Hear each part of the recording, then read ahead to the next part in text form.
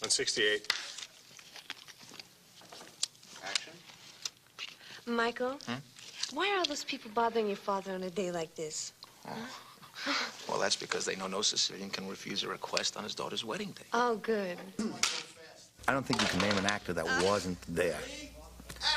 They were all sitting around on cement floors from 7 in the morning till 8 at night. Guys with, some guys talk like this, I mean, that guy's from all over the world. They tried to kill him, my father.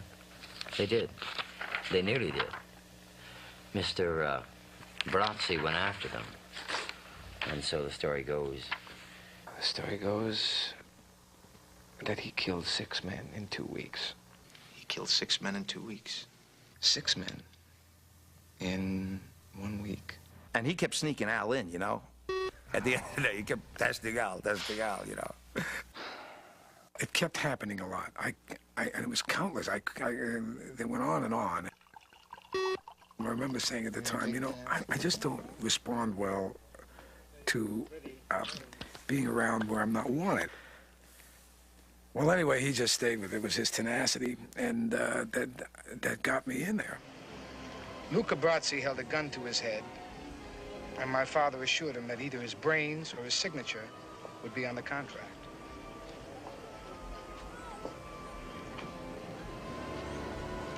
It's a true story. A little point of memorabilia, that was Marcia Lucas, who was the editor, George's wife, who cut those tests all together.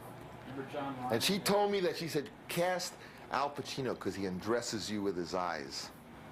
Marcia said that. Yeah. She was right. And Diane said, I said to Diane, Diane, which one do you want? She said, Al. I knew Diane before the test. We had a kind of immediate like for each other. And Francis, I think, recognized that and thought that that would be useful in the picture. You're trying to scare me. You don't want me to marry you. Oh, that's very clever, but it's not going to work. Okay. I saw her in a movie called Lovers and Other Strangers, and two things. I just thought I just liked her myself. I thought she was a cute woman, I just was attracted to her. But also because she was so eccentric and kind of weird in a way, her delivery, that I thought this character of Kay could be like really straight, boring character, and that maybe Diane would bring some How are you, Fredo? eccentricity to it. Fredo, my brother Fredo, this is Kay Adams. Hi. How you doing? So what I'm saying is that they spent $400,000 or so on tests and wound up with the 4 corned beef sandwiches.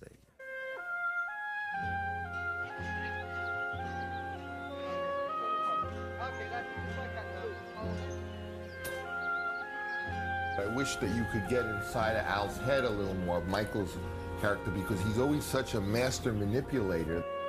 See, Michael has intellectual sides, so that it's like he does have an inkling about his tragedy, and if we could kind of like put the nail on that, really say it emotionally. But just have the weight of the gravity, that's what does it. It's hard to get into Michael Corleone's head. I mean, he was such a creature of the time that he lived in. Okay. The father did what he did to protect his children. Then the child grew up and did what he did to protect his children, but got himself into a moral quandary. So he's worried that he's somewhere between the past and the future. And he says, no, it's too late for me. Time has passed me by.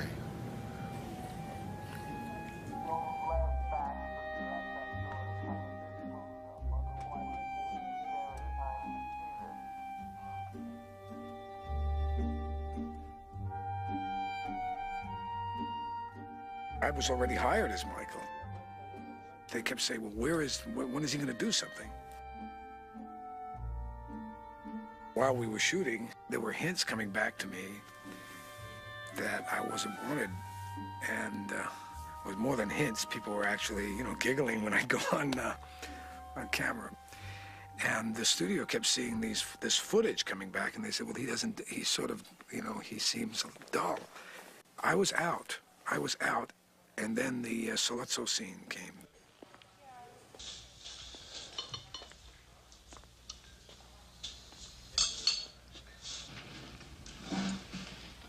It's in the media.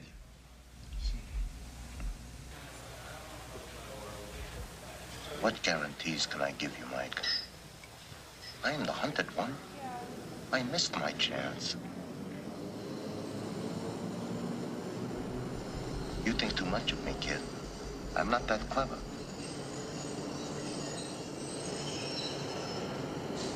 All I want is a truce.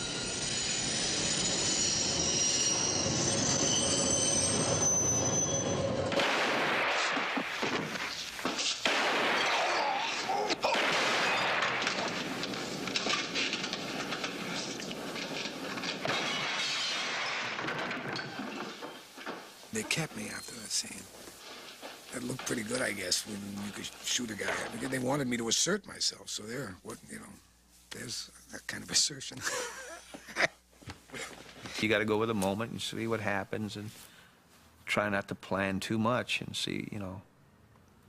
Like I know, especially in that scene where I had to tell Brando that Sonny's dead. We'd done 1, 2, and 3 takes, and I usually like to do 1 or 2, and that's it. But Francis said, maybe let's just try another one, take 4. And the other were fine. I would have been satisfied, but take 4, boom, was the thing that worked for me. That, you know, that nobody can take it away from me now that it's in print, you know, on film. My wife is crying upstairs. I hear cars coming to the house.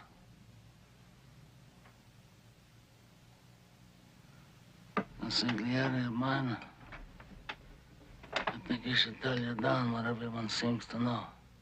I didn't tell Mama anything. I was about to come up and wake you just now and tell you.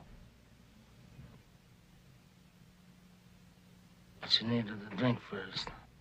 But this time, when I said Sonny died, something worked so right. And now you've had your drink.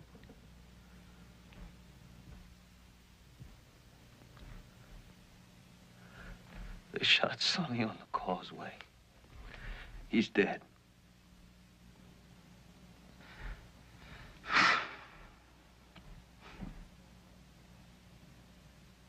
And Brando is a scene over the body. It was a wonderful, emotional scene he did. But before they rolled, he said, Francis, could I have a moment? You know, and he kind of gets himself ready, prepared himself emotionally, and then he does it. It was wonderful. I don't want his mother to see him this way.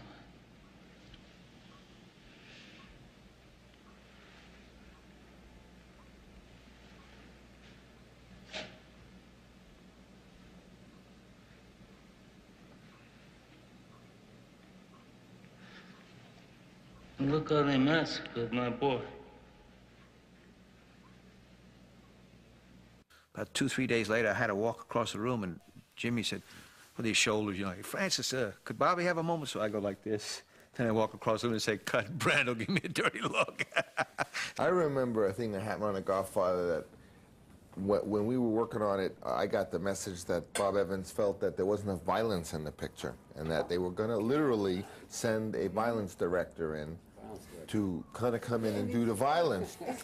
I went that night with my sister Tally and my little boy Gio to the set, and we, with Gio playing Carlo, who was like 8 years old, 9 years old, and Tally being there. I think I may have had a video camera, but I went in there and said, okay, violence. You just told me to make you dinner. Hey, Bafangu, huh? And we went down and we rehearsed it, and we thought how interesting it would be if she was pregnant and pitiful and hid behind the curtain and... Knock down all the dishes. Then you go over there and knock down all the vases. Then Gio, go in there, and here's this little boy going in with the strap, hitting his hand. Now run to it. Now break the window. Now crash the thing, you know.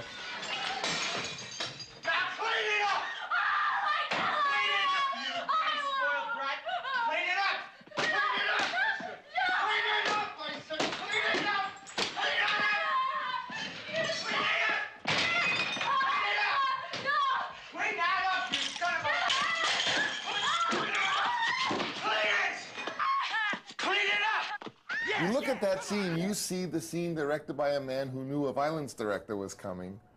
Yeah. And Francis is very open, you know, to There were a few scenes I remember. Once, at the beginning of the picture, I asked the prop master to cut a industrial broom handle off and put it in my car. He said, Jimmy, it's not in the script anyway. I said, so what? I mean, it's just put it there, you know. And sure enough, you know, when I got out of the car, it wasn't scripted, and Francis didn't expect it when I fired it at Gianni Russo. Come here, come here.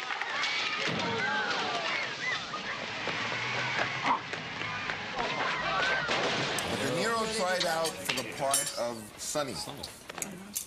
And he did, we shot a test on De Niro, which I think exists, that was so electrifying. I think I did. Did I do the screen test for Sonny? Yeah. Me and 4,000 other people or whatever, we all came in.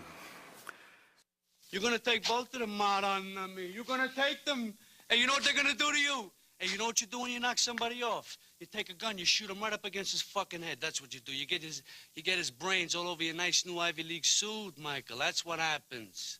How do you like that? It was spectacular, but it was Sonny really like killer, you know, like nothing you could ever sell. I know you can do it. All right, you prove it to me. You can do it? Go ahead, prove it.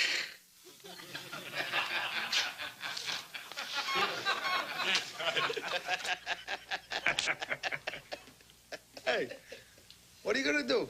Nice college boy, huh?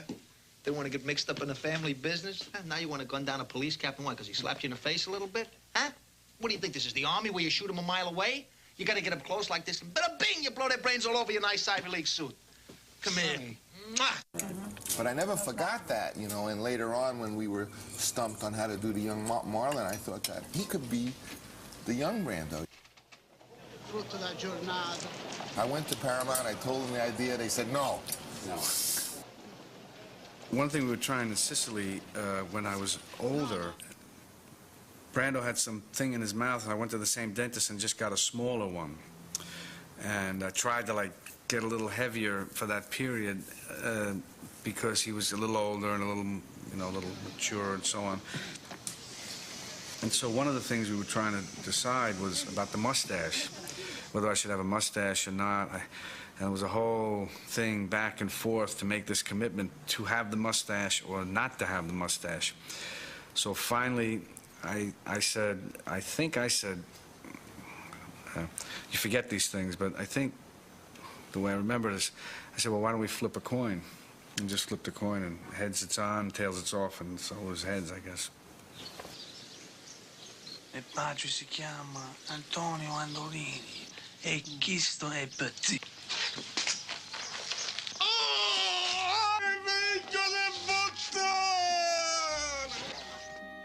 The second movie, we had a disastrous preview 3 weeks before it opened in San Francisco, and we made a lot of changes that week, and then showed it in San Diego, and it seemed to play much better. And I worked very hard on Godfather 2 to try to have you feel what these people were feeling, because the story was a double parallel, which kind of made it hard to follow one line. The main character was turning into a zombie. Connie, why don't you tell him marriage is out of the question and you don't want to see him anymore? He'll understand, believe me.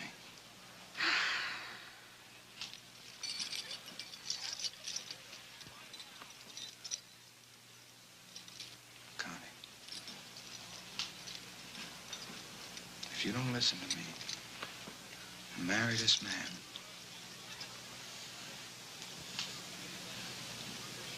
you'll disappoint me. And I think the version that was shown in San Diego was more heavily intercut. That the stories, each story interrupted the other more often. Rather than 12 back and forth, there were 20 back and forth or something. And it, the